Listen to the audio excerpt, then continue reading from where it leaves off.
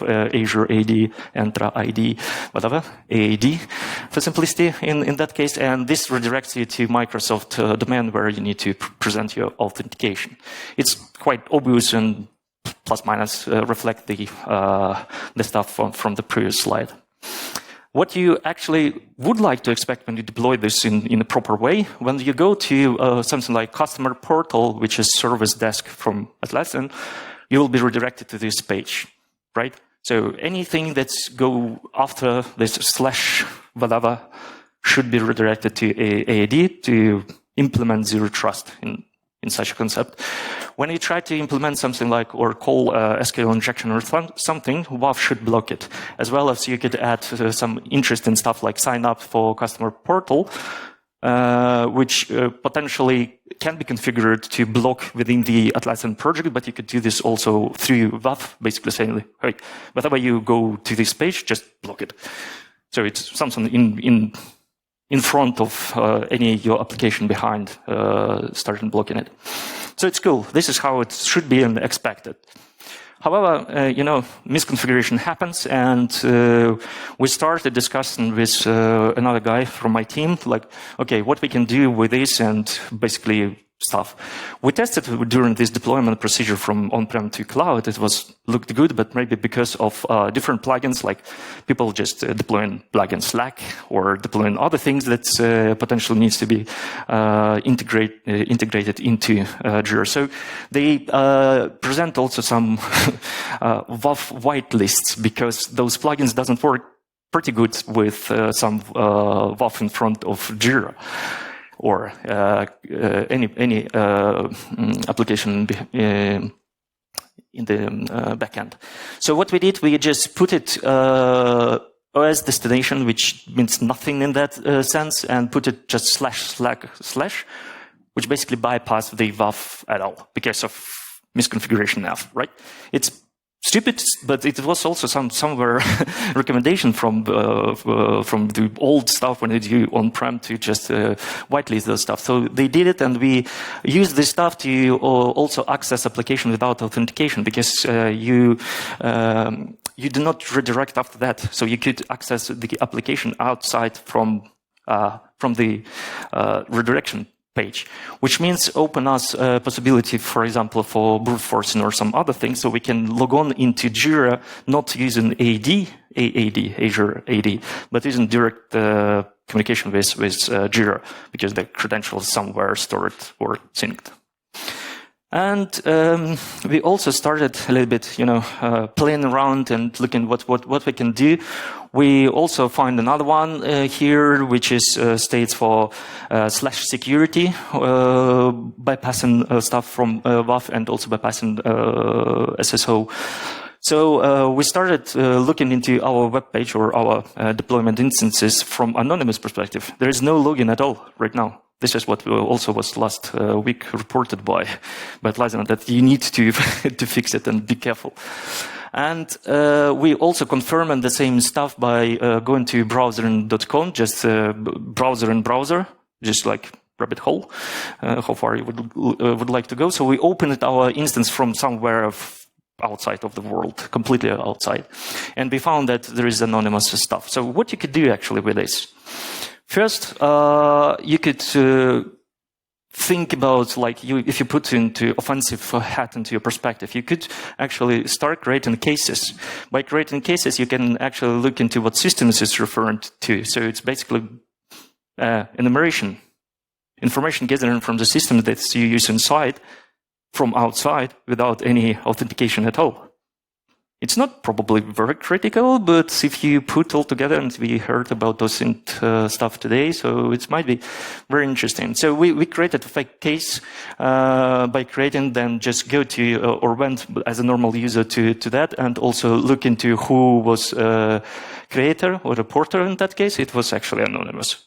So it was confirmation that anyone on the internet could create cases within our Jira instances, which leads to many other things if you look back into RCs and so on and so forth. So someone can exploit those bugs from before to actually put some code there, which will call back to your infrastructure. We said, okay, fine.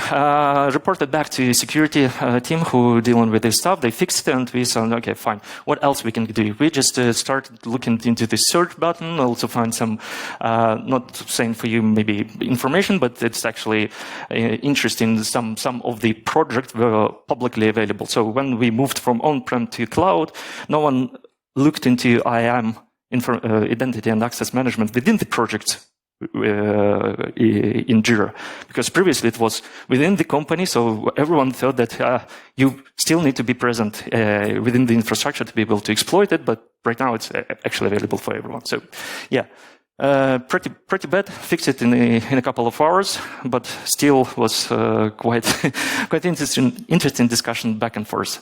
When they fixed it, we thought, okay, anonymous is blocked. What else we can do?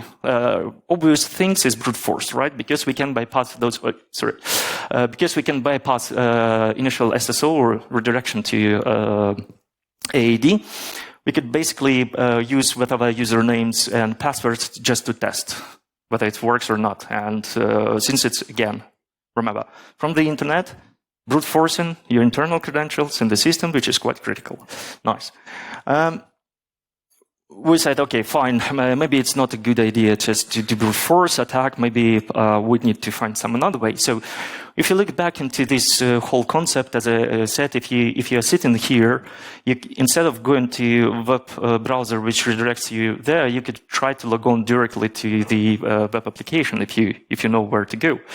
And therefore, we started thinking, okay, why we can't just reset a password for a user, right? We can't, for example, get anonymous access. We can't probably brute force, or could, depending on the quality of passwords. But if you have access to the internal system or access to the one of the emails of the users within the company, which is, yeah, how many users inside your company? I don't know. We have kind of a lot, put like that. The whole point is that if you have access to the email itself of any user, so you could initiate this reset password and get access to the application, again bypassing this AAD stuff and potentially bypassing conditional access, MFA, and all other those mechanisms that you think protects your applications. We thought, okay, fine. When we started reporting, they said, yeah, we have another mechanism to block this stuff, access to the system. They also pushed or prioritized moving from old email stuff to the new provider. We said, okay, fine.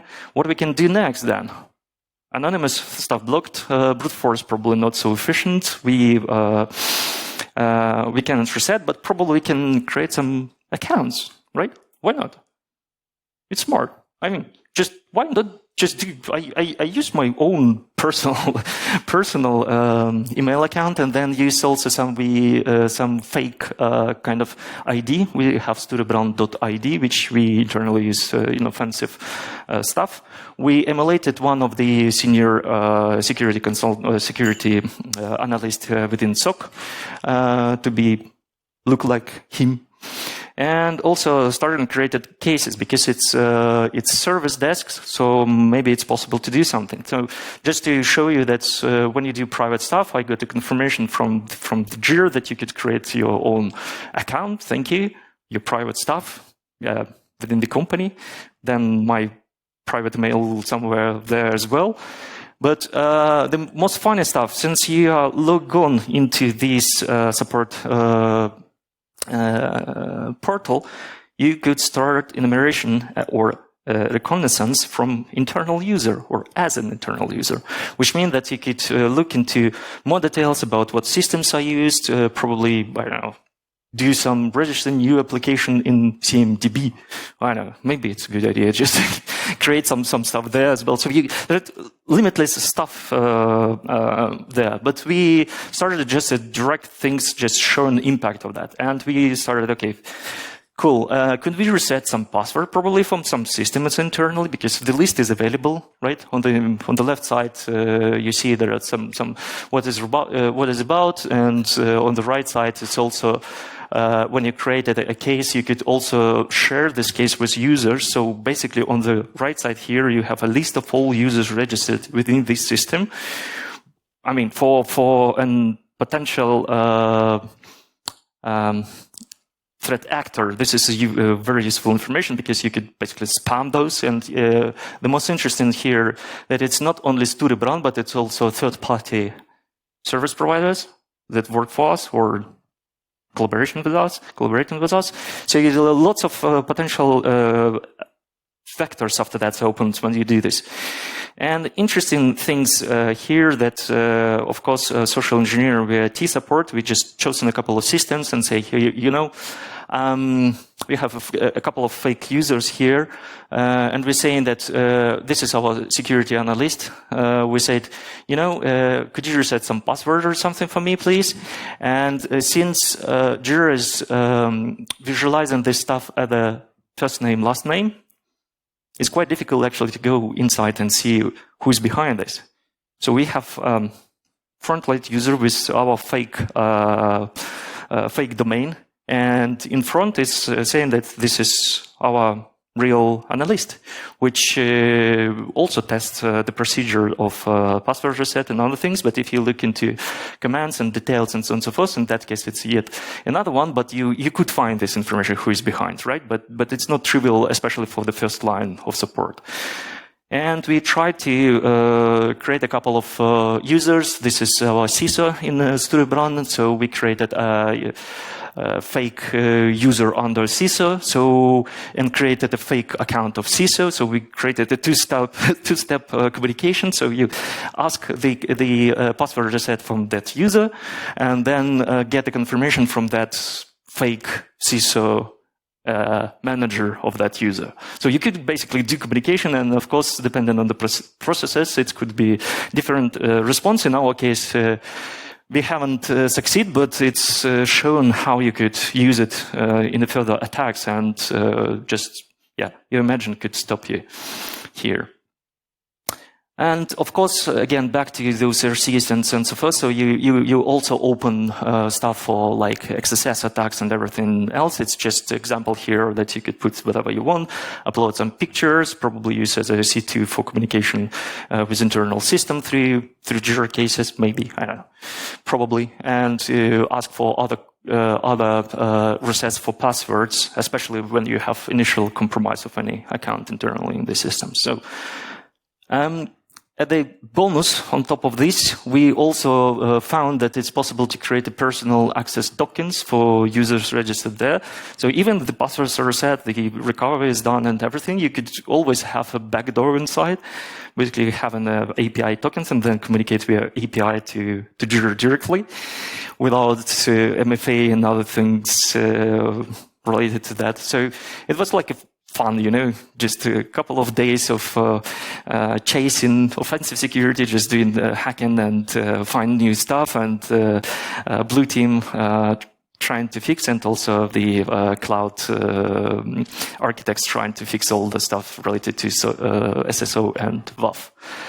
And what we learn, or how we can summarize actually the impact. So first of all, we started with anonymous access.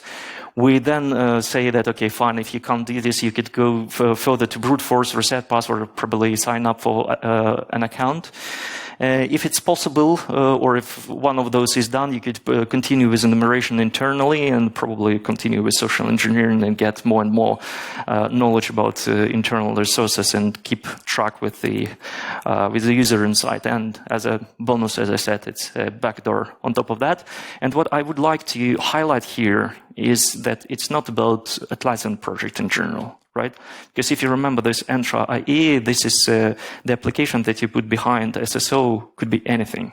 Whatever you have on integration with SAML, you need to think to, okay, is it possible to bypass this SAML with just going directly to the sign up page of this application and just do something there? So there are lots of things that you could say what went wrong, but the whole point for us is not to blame someone. We actually also test the recovery possibilities. So we spent a couple of days together with moving back and forth, but in a couple of days we fixed it SSO redirects and WAF misconfigurations, and also on test environment and other things. And having this experience and also opportunity to do, when this Confluent stuff came, we knew how to fix it.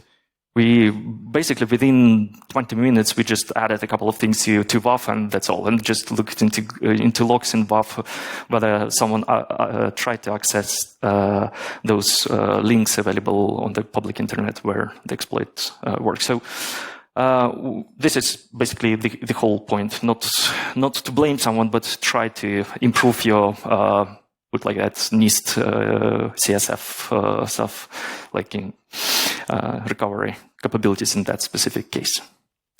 Thank you for your time. Thank you very much. Great use case that cloud is not always more secure. Any questions? Oh, at the back.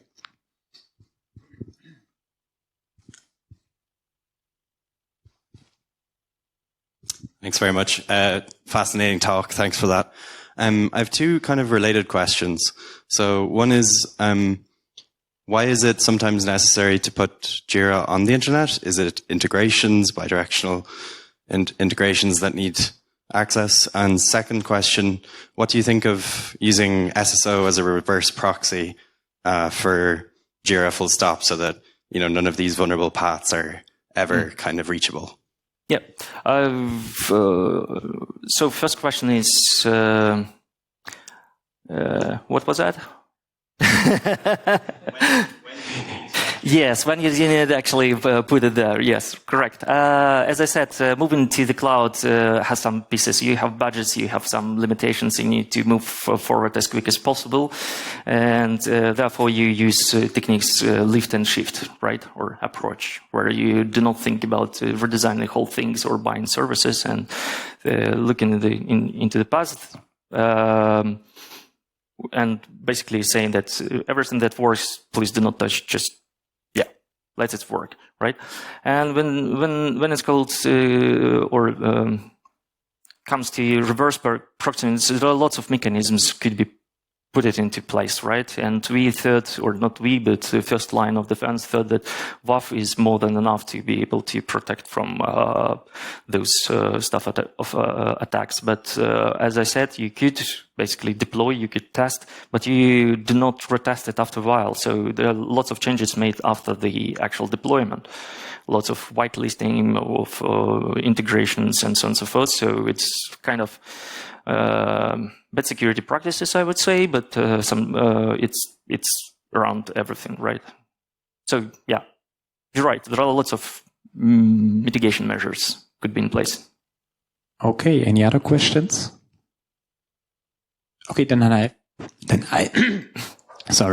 have one question. You mentioned that the main vulnerability was due to the Entra ID SSO authentication part, so which you prevented the WAF, or you circumvented the WAF, and then have you tried also other cloud tools you are using and were successful with that? It's not the main, the main vulnerability is not about that it's AAD or something. It's main things there. It's misconfiguration of how we use those security tools and whether we configure them properly, and whether we look into other ways of bypassing those instead of just going directly to this door, right?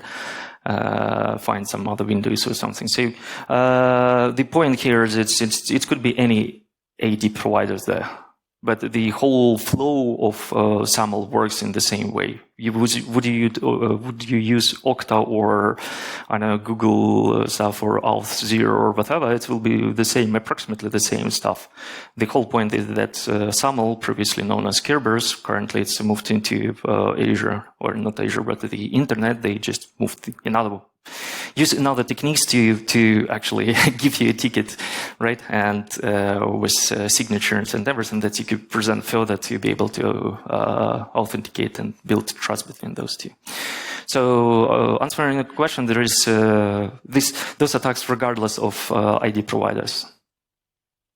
Okay. We could elaborate after the talk. Any other questions? Okay, then again, a round of applause for Oleksandr, and thank you very much. And now we have 30-minute break, so see you later.